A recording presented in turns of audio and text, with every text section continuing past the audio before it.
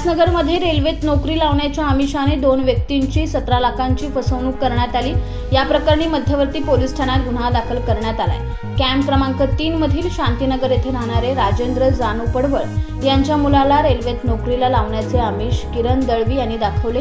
Railway रुग्णालयाच्या नावाचे बनावट कागदपत्र तयार केले, तसेच इतरही एका व्यक्तीला असे आमिष दाखवून दोघांकडून तब्बल 17 लाखांची फसवणूक केली।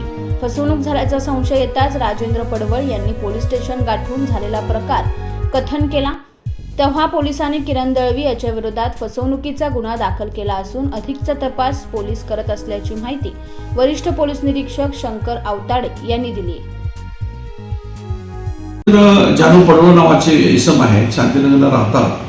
तर त्यांच्याकडे तो येथील आरोपी आहे किरण दळवी, तो आला आणि त्यांनी सांगितले की तो स्वतःच रेल्वेमध्ये नोकरी करतो। तो आला आणि त्यांनी सांगितलं की मी नोकरी करतो आणि मी तुमच्या मुलाला पण नोकरी लावून देतो, म्हणून त्याच्यावर त्यांनी त्याला नोकरीचं पत्र दिलं, खोटं पत्र दिलं रेल्वेमधलं, आणि त्यांच्याकडून 10 लाखाच्या वरती रक्कम घेतली। पण नंतर असं लक्षात आलं की हे पत्र जे आहे ते डुप्लिकेट आहे, अशा कुठल्या प्रकारची नोकरीचं पत्रही नाही आहे। तसेच आणखी काही 1-2 लोकांकडून तर पैसे घेतलेले आहेत, ती त्याप्रमाणे आपण त्या आरोपीविरुद्ध गुन्हा दाखल केलेला आहे किरण दळवीच्या विरोधात, आणि त्याचा शोध सुरू आहे आणि त्याचा पुढील तपास करत आहोत।